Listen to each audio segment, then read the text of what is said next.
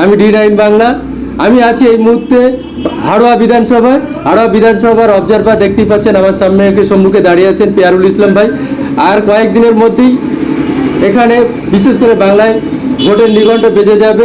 এই ভোট পরবর্তীতে কতটুকু প্রস্তুতি নিয়েছে বা এই প্রতিদ্বন্দ্বিতায় কতটুকু আইএসএফ ছাড়া পেলে এ বিষয়ে আমরা কথা বলবো উত্তর 24 পরগনার হাড়োয়া বিধানসভার একমাত্র লড়াকু নেতা এবং অবজারভার অ্যাডভোকেট পিয়ারুল ইসলাম। দেখুন তিনি বিস্তারিত কি বলেছেন। আজ সকালে বিনাকা বিধানসভায় আইএসএফ এর ফ্ল্যাগ টাঙানোকে কেন্দ্র করে ঝামেলা হয়েছে তৃণমূল দুষ্কৃতীদের সঙ্গে, কি বলবেন?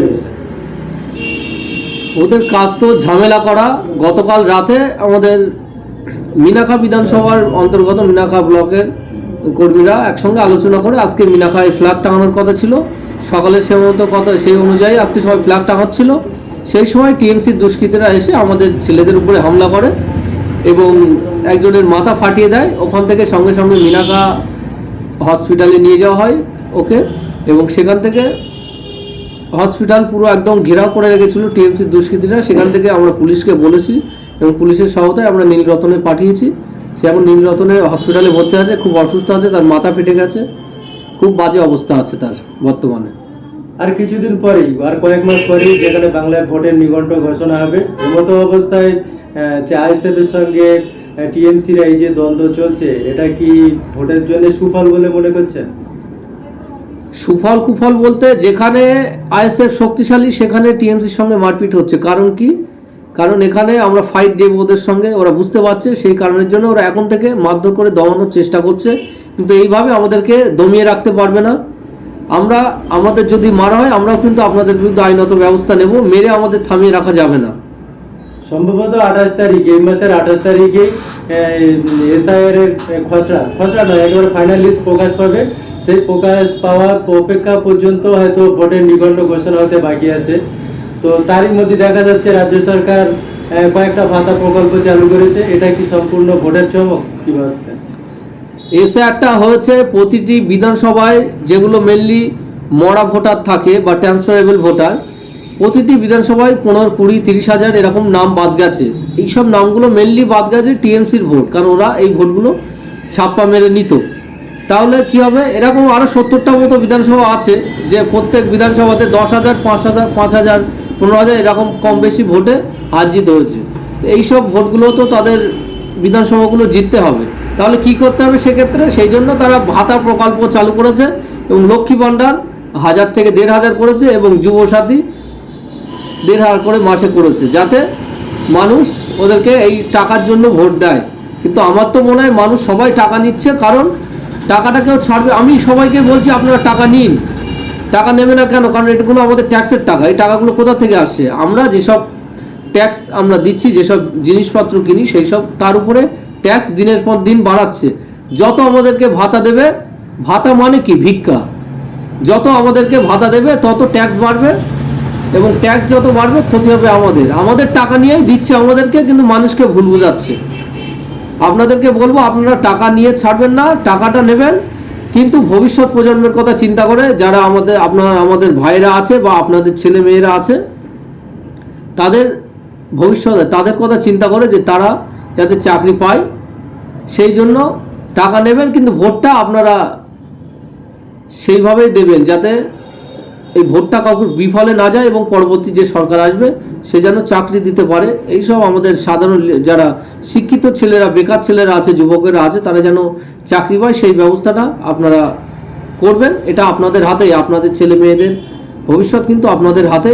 আপনারা এটা চেষ্টা করবেন যে, কিন্তু ভাতা নিতে আপনারা ছাড়বেন না, অবশ্যই ভাতা নেবেন।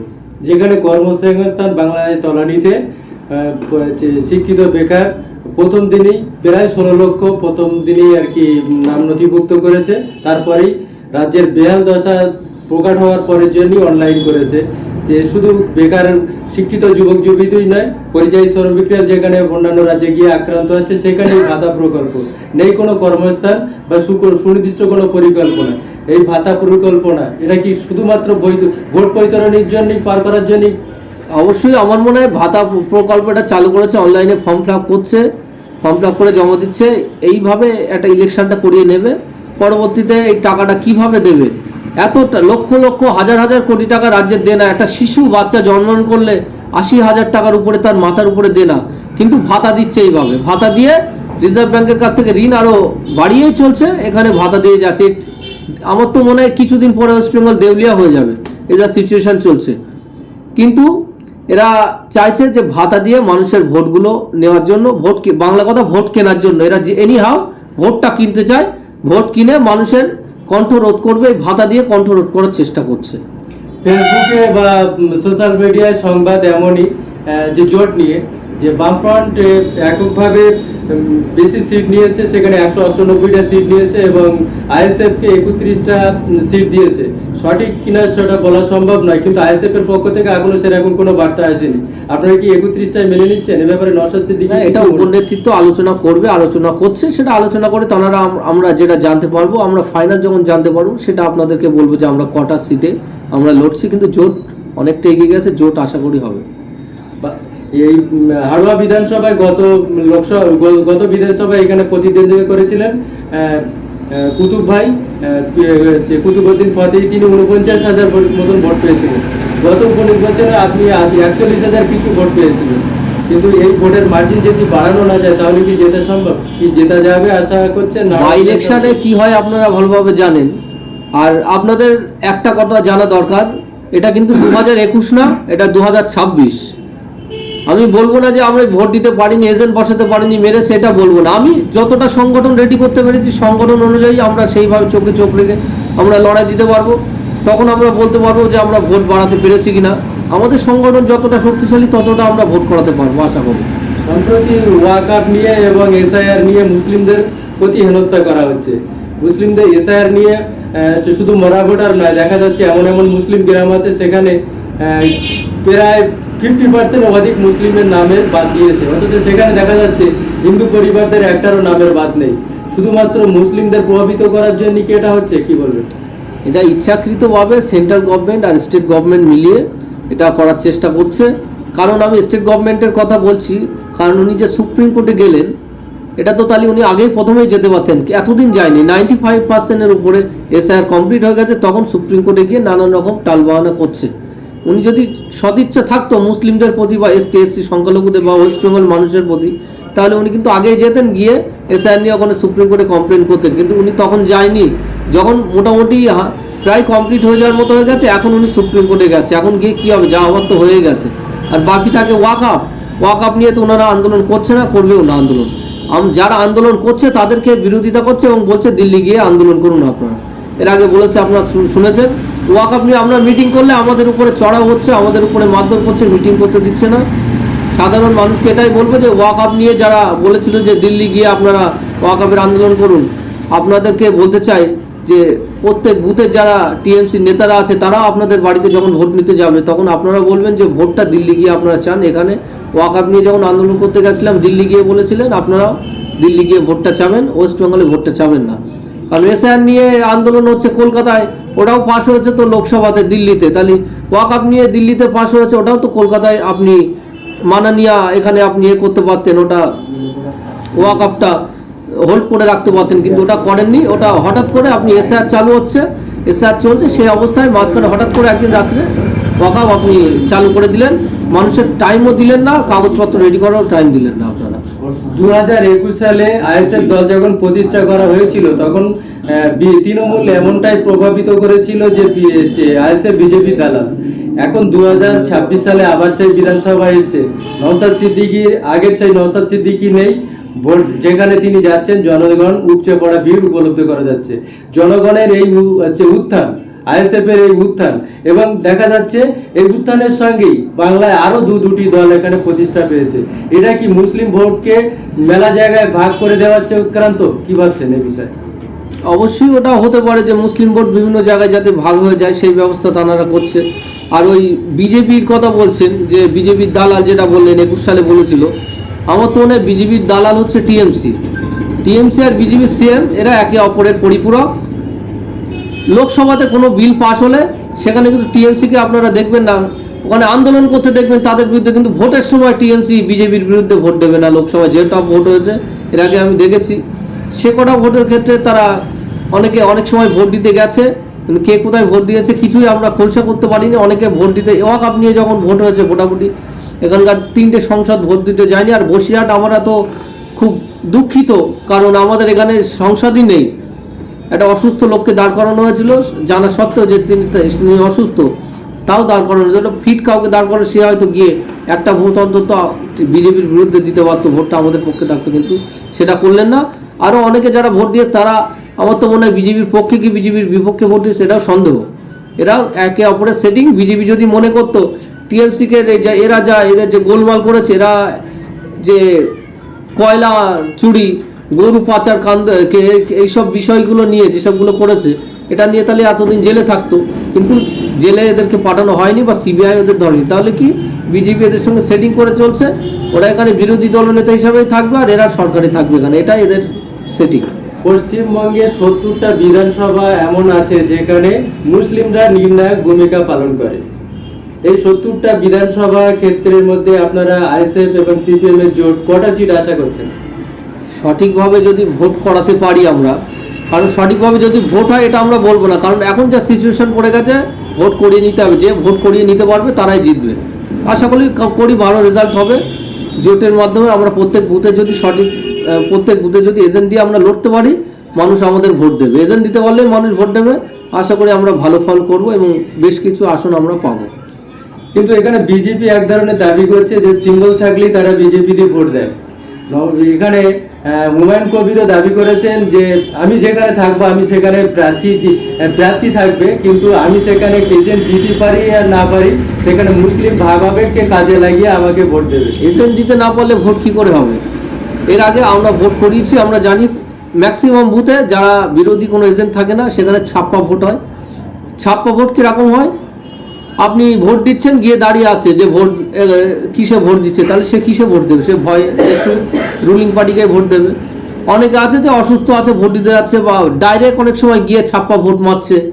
আমাদের দেখা বিষয় তো, আমরা নিজেরা দেখছি, আমাদের এজেন্টকে বার করে দিচ্ছে, অনেক সময় ব্ল্যাক টেপ মেরে দিচ্ছে, অনেক সময় ওখানে সেন্ট মেরে দেয়, সেন্ট দিয়ে দিচ্ছে যে কিসে ভোট দিচ্ছে, এসে হাত শুকছে যে আমরা সঠিক জায়গায় ভোট দিতে ওরা দিয়েছে কিনা, টিএমসি তে ভোট দিয়েছে কি বা অন্য কোনো দলে ভোট দিয়েছে সেটা দেখছে।